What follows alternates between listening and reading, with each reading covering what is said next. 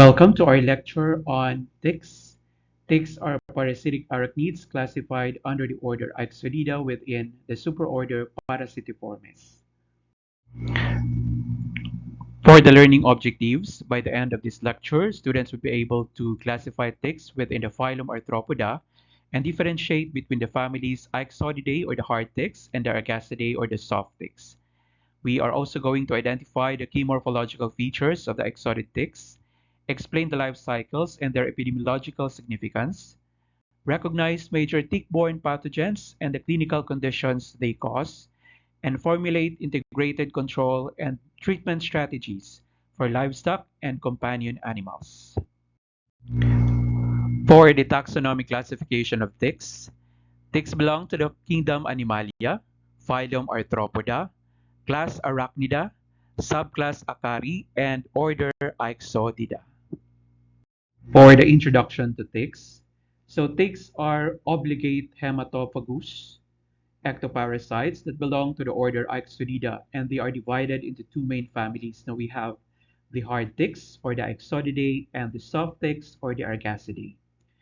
They are of significant medical and veterinary importance due to their role in transmitting a variety of pathogens to animals and humans. They have four stages in their life cycles. We have the egg, the larva, the nymph, and the adult. Ticks are resilient and can survive in a variety of environments, though they are most commonly found in areas with high humidity and dense vegetation. So how do we differentiate a hard tick from a soft tick? So this table will show to us the key identifying feature for the comparative morphology between the hard tick and the soft tick. So the first feature is the presence of the scutum, the presence or the absence of the scutum or the dorsal shield. So this feature is only found in hard tick. It is absent in the soft ticks. The next is the mouth parts. This is also known as the capitulum. So for the hard ticks, this is for the location, this is anterior, and this is visible from the above. Whereas for the soft tick, this is visible on the ventral aspect. It is not visible from the above. The next is the nymphal stages. Now for the hard tick, it has usually have one, typically have one nymphal stage. For the soft ticks, so we have several, about 2 to 7 nymphal stages. For the adult feeding time, so for the hard ticks, they will feed in the host for several days, whereas for the soft ticks, they have a short feeding time that is only about 30 to 60 minutes. So for the soft ticks, the feeding time is considered to be a short, no, but intermittent. For the female blood meal, so we have for the hard ticks, it will take one blood meal, now for the female.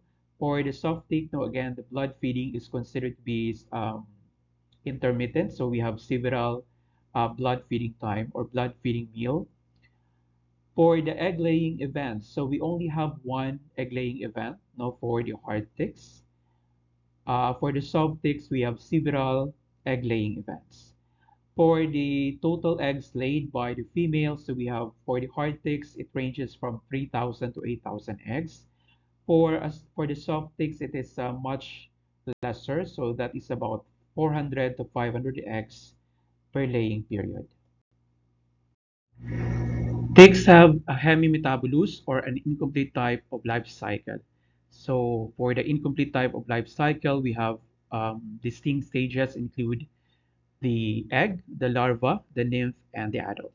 So in terms of the number of hosts, the tick life cycle can be classified as either the first one is the one host cycle. So we have those ticks that are considered to be one host ticks. So in the one host cycle, all the stages such as the larva, the nymph, and the adult develop on a single animal. Now, for example, in the case of Rhipicephalus or the Boophilus micropulus, the host for the larva, the nymph, and the adult is only one, and that is the cattle. The second type of life cycle is a two-host cycle. So a two-host tick life cycle involves the tick feeding on only two animals to complete its development. This is exemplified by Hyaloma spp. So in this type of life cycle, the larvae will feed on the first host. In this example, we have the rabbit. The larvae will become a nymph on the first host after one molt. Then it will molt into the nymph on the same host.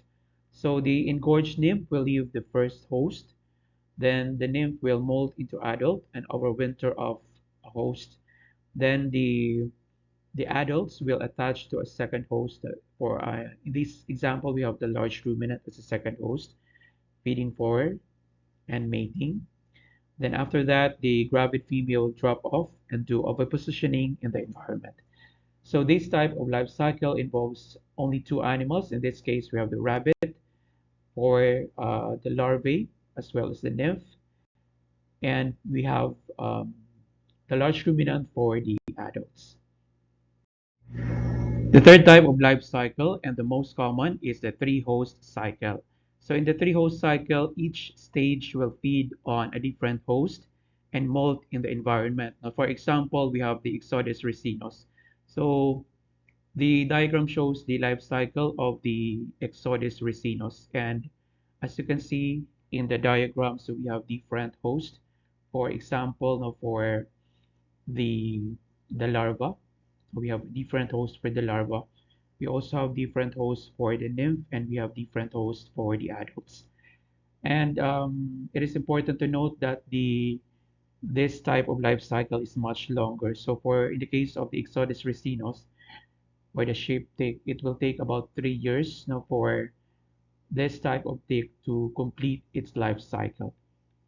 So each of these parasitic stage, the larva, the nymph, and the adult female will require a blood meal from a different host to progress. So it would take about a total of 2 to 6 years, depending on the climate and the host availability to complete its life cycle.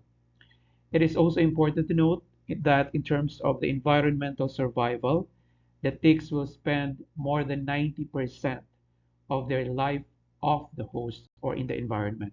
So survival will depend on the microclimate such as the humidity and the temperature of the environment.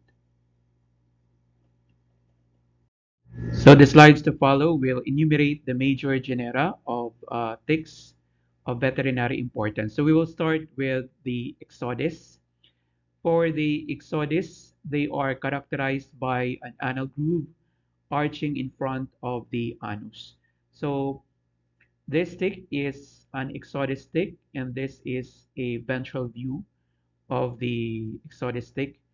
And one of the key anatomical feature that can be used to identify this species is the anal groove.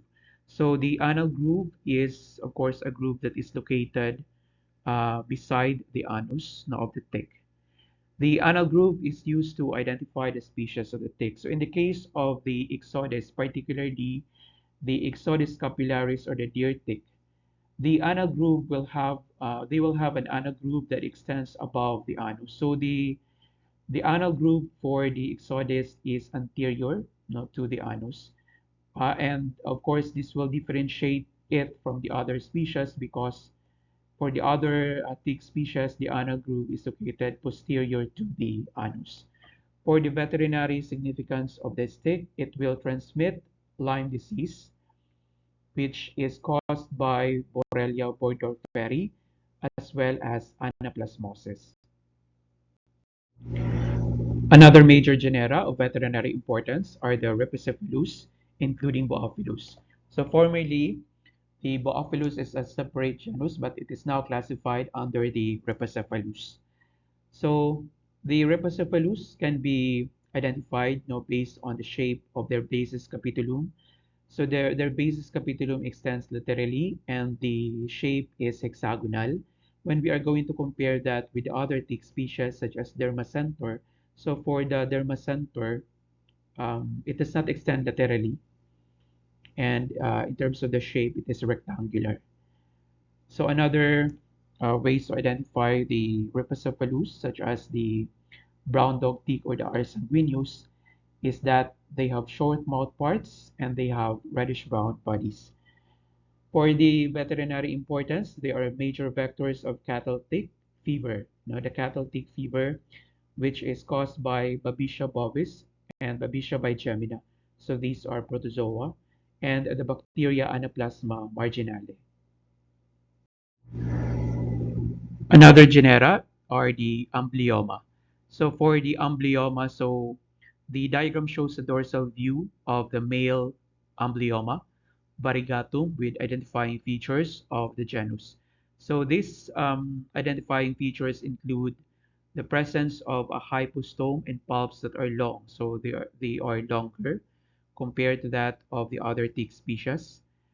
They are relatively longer compared to the basis capitulum, the presence of the eyes, and the presence of a scutum that are ornate. Now we also have the presence of 11 festoons and the presence of striped legs. So those are some of the key features that will identify amblyoma from the other tick species. For their veterinary importance, so they are vectors for the heart water. Heart water is caused by the protozoa Ehrlichia ruminantium and the protozoa Hepatozoon americanum. Another major genera is the Hyaloma. So Hyaloma is characterized by the presence of a long mouth parts. They also have an inornate or non-decorated dorsal shield or scutum, so as shown in the diagram. So that is different from that of the amblyoma, the one that we tackled earlier, because for the amblyoma, the scutum is ornate or patterned. We also have the presence of distinctive leg patterns as shown in the diagram. And for the veterinary significance of the hyaloma, so they are vectors for important diseases agents, including the Crimean Congo, hemorrhagic fever virus, several rickettsia spp, and Anaplasma phagocytophilum. Another major genera is the Dermacentor. So the Dermacentor is known for an ornate scutum. So this is synonymous with that of the amblyoma and opposite to that of the hyaloma. Because for the hyaloma, the scutum is ornate. And we also have the presence of a rectangular basis capituli. So this is opposed to that of the Rhipicephalus because for the Rhipicephalus, the basis capituli is hexagonal. For the other features, we have the presence of the palps that are short. This is opposed to that of the hyaloma and the amblyoma because the mouth parts are longer for that species. And this is synonymous with the Rhipicephalus, which have a shorter palps and mouth parts. And we also have the presence of festoons and the presence of the eyes. For the veterinary significance, so they are primary vectors for the Rocky Mountain spotted fever. For the pathogenesis and the clinical significance. So the ticks are important in the veterinary field because they are biological vectors for bacteria, viruses, protozoa, and fungi. So these pathogens are present in the gut of the infected tick. So the tick microbial flora or the microbiome can consist of these bacteria, fungi, virus, protozoa, and nematodes. So for the structures that are important for the pathogenesis of these diseases carried by the ticks or vectored by the ticks, so we have important structures in the ticks such as the SG or the salivary gland, and we also have the gut. We have the foregut, the midgut, and the hindgut. Ticks are also important because they can cause the condition known as the tick paralysis to their host. So, for example, the tick Ixodus holocyclus now can is also known as the Australian paralysis tick because it releases neurotoxins leading to flaccid paralysis and other severe complications in the dogs. So these neurotoxins are present in the female tick saliva, and when they will, for example, blood feed to their host, they can transmit the neurotoxin that will cause tick paralysis. And again, this will cause ascending placid paralysis. So this diagram shows the life cycle of the Ixodis holocyclus, the one that will cause the tick paralysis. Another species of tick that can cause tick paralysis is the dermacentor. Ticks are also very important, no, because they are, of course, they are hematophagous, so they can cause blood loss or anemia. They can also cause the damage on the hide and secondary infections, bite sites. For the diagnosis of the tick infestation, so the first step is to identification. This is done through the use of morphological keys under stereo microscope for species level diagnosis. For the treatment and control of ticks, we have the chemical control through the use of acaricides, including dips, sprays, or spot-ons. So we have for the acaricides, we have the amitraz. Um, the trade name for that is tactic. So this is a highly effective ectoparasite for control of mange mites as well as lice on pigs, and it can be used to treat the surroundings. We also have here the NexGuard apoxoliner chewable. So this is a preventative medication or chemical for the treatment against fleas as well as ticks. Another very important method for the treatment and control of the ticks is through the integrated pest management. So this is by the use of environmental management, the host resistance, and strategic application of treatments based on the tick epidemiology.